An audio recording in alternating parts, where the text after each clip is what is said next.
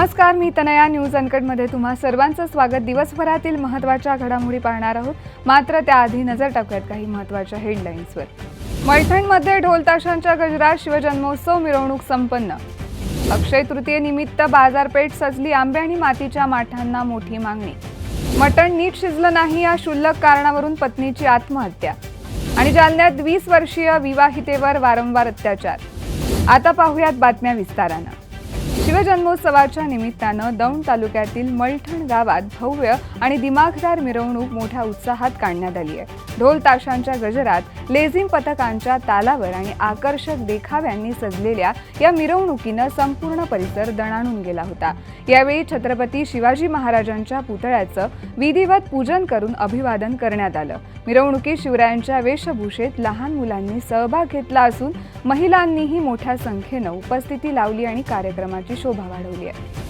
आज 3.5 मुहूर्तांपैकी एक असलेल्या अक्षय तृतीया सणाच्या निमित्तानं नाशिकच्या मनमाडमधील बाजारपेठेत नागरिकांनी गर्दी केली होती. अक्षय तृतीयेला आमरसाचा नैवेद्य दाखवण्याची परंपरा असल्यानं बाजारात विविध प्रकारचे आंबे खरेदी करण्यासाठी तसेच पितृपूजनासाठी मातीचे मडके आणि पूजन साहित्याला विशेष महत्त्व असते. त्यामुळेच या साहित्याची खरेदी करण्यासाठी नागरिकांनी गर्दी केल्याचं चित्र पाहायला मिळालंय. 2023 मध्ये महिला आरक्षणाचं बिल पास करूनही आजतागायत त्याची अंमलबजावणी न करता आता त्याच बिलात मतदारसंघ पुनर्रचनेचं राजकारण घुसवण्याचा प्रयत्न सुरू आहे. हे नेमकं महिलांच्या हक्कांसाठी आहे की सत्तेसाठी हा प्रश्न जनतेसमोर उभा आहे. खरोखरच महिलांना न्याय द्यायचा असेल तर महिला आरक्षण स्वतंत्रपणे आणि तात्काळ लागू करा, अन्यथा हे सर्व फक्त राजकीय दिखावा आहे असं स्पष्ट होतंय, असा गंभीर आरोप राष्ट्रवादी शरद पवार गटाचे युवक प्रदेशाध्यक्ष मेहबूब शेख यांनी केलाय. नमस्कार. काल लोकसभेमध्ये महिला आरक्षणाच्या बिलाला विरोधी पक्षांनी विरोध केला असं भारतीय जनता पार्टीच्या लोकांकडून सातत्यानं सांगण्यात येतंय. खरं तर किती लोकांच्या डोळ्यात धूळ फेकावी आणि लोक एवढी भोळी भाबडीत असं भारतीय जनता पार्टीला वाटायला लागलंय का? 2023ला महिला आरक्षणाचं बिल तुम्ही लोकसभेत आणलं, ते बिल पास झालं, ते लागू आज आतापर्यंत तुम्ही केलं नाही. 2029ला तुम्ही लागू करणार म्हणून सांगितलं आणि आता जर ज्या वेळेला महिला आरक्षणाचा कायदा आणायच्या नावाखाली त्याच्यामध्ये तुम्ही मतदारसंघ लोकसभेचे वाढवायचे आणि मतदारसंघाची पुनर्रचना हे देखील बिल घुसवले. म्हणजे 15 तुमचं राजकारण, कुठले मतदारसंघ तुम्हाला कमी करायचे, कोणत्या भागात तुम्हाला मतदारसंघ वाढवायचे, हे जे काय तुमचं षडयंत्र होतं ते षडयंत्र विरोधी पक्षानं त्या ठिकाणी धुळीला मिळवलं.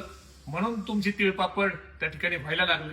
तुम्हाला महिलांचं आरक्षण आणायचंय तर आनंद आहे, मनुस्मृती मानणाऱ्याला महिलाचं महत्व कळलं, याच्यापेक्षा दुसरा मोठा कोणता आनंद नाही. तर तुम्ही महिला आरक्षणाचं बिल हे सेपरेट का आणत नाही? महिला आरक्षणाच्या बिलाला तुम्ही त्याच्यामध्ये इतर बिल का समाविष्ट करताय आणि महिलाचं आरक्षणाचं तुम्ही काय सांगता? सगळ्यात अगोदर स्थानिक स्वराज्य संस्थेत महिलांना 33% आरक्षण देणारे आदरणीय पवार साहेब आहेत. महिलांना त्या ठिकाणी संपत्तीत वाटा देणारे पवार साहेब आहेत. महिलांना संरक्षण विभागात त्या ठिकाणी 11% नोकरीमध्ये आरक्षण देणारे पवार साहेब आहेत. त्याच्यामुळं महिलांचा सन्मान ज्यावेळेला तुम्ही मनुस्मृतीतच होता त्यावेळेला सर्व विरोधी पक्षाचे इंडिया आघाडीचे नेते हे महिलांचा सन्मान करत होते. पण तुम्ही महिला आरक्षणाच्या आडून जे मतदारसंघाच्या पुनर्रचना आणि जे मतदारसंघ वाढवायचे याचं जे पात्राआडचं राजकारण आहे हे विरोधी पक्ष त्या ठिकाणी हाणून पाडल्याशिवाय राहणार नाही. जालन्यातील बदनापूर शहरात 20 वर्षीय विवाहित महिलेला अश्लील छायाचित्र आणि व्हिडिओ व्हायरल करण्याची धमकी देत तिच्यावर वारंवार अत्याचार करण्यात आल्याचा धक्कादायक प्रकार उघडकीस आलाय. या प्रकरणी बदनापूर पोलिसांनी आरोपीला अटक केली असून न्यायालयानं त्याला 20 एप्रिलपर्यंत पोलीस कोठडी सुनावली आहे. भाजप नेत्या नवनीत राणा यांनी काँग्रेस नेते विजय वडेट्टीवार यांच्यावर जोरदार टीका करत त्यांचा चिल्लर असा उल्लेख केलाय. हे सगळे चिल्लर लोक आहेत, त्यांच्यावर बोलण्याची गरज नाहीये असं म्हणत त्यांनी काँग्रेसवरही निशाणा साधलाय. काँग्रेसने हिरवे विषारी साप पोसलेत, त्यामुळेच ते आज वळवळ करतायत असा आरोप त्यांनी केला असून त्यांना ठेचण्याचं काम आम्ही करणारच असं वक्तव्य माध्यमांशी बोलताना त्यांनी केलंय. हे सगळे चिल्लर लोक आहे, चिल्लर माणसांवर बोलायची मला काही गरज नाहीये. पर एक मी सांगू शकते की काँग्रेसनी हिरवे विषारी साप पोसून ठेवलेले म्हणून एवढे वडवड करतात. कारण हा सगळे प्रकार आत्ता बाहेर कुठे येऊन पडत आहे. काँग्रेसच्या काळामध्ये हे हिरवे विषारी सापांना जपण्याचं काम आणि त्यांच्यावर हा सगळे प्रकरण दाबण्याचं काम काँग्रेसने केलं होतं. पण आता ते बाहेर निघत आहे. पण हे हिरवे विषारी जेवढे साप आहे ना, त्यांना ठेचण्याचं काम आमचे देवेंद्र फडणवीसजी आणि आमचे देशाचे प्रधानमंत्री हे करणार आहे. त्यांना सोडणार नाही. पण हे जे चिल्लर लोक बोलतात आहे ना, त्यांनी हे सगळी गोष्टी आणि आम्हाला माहित आहे की महिलांवर किती प्रेम करतात, महिलांना किती मान सन्मान करतात. आता सगळे पूर्ण देशाने विश्वनी पाहिलेलं आहे. महिला आरक्षण बिलावर जेव्हा त्यांचे सपोर्टची गरज होती महिलांना, तेव्हा त्यांनी कशा विरोध केला हा पूर्ण जगाने पाहिलेला आहे. तर या चिल्लर माणसांनी आम्हाला समजून सांगू नये की आम्ही काय केलं पाहिजे. हिरवे विषारी सापांना ठेचण्याचं काम आम्ही करणारच. यवतमाळ आर्णी तालुक्यातील बोरगावमध्ये केवळ मटण नीट शिजलं नाही या क्षुल्लक कारणावरून झालेल्या पती पत्नीतील वादातून पत्नीनं विष घेऊन आत्महत्या केल्याचा प्रकार उघडकीस आलाय. मित्रासमोर पतीनं केलेला अपमान सहन न होऊन तिनं हे पाऊल उचलल्याची माहिती आहे.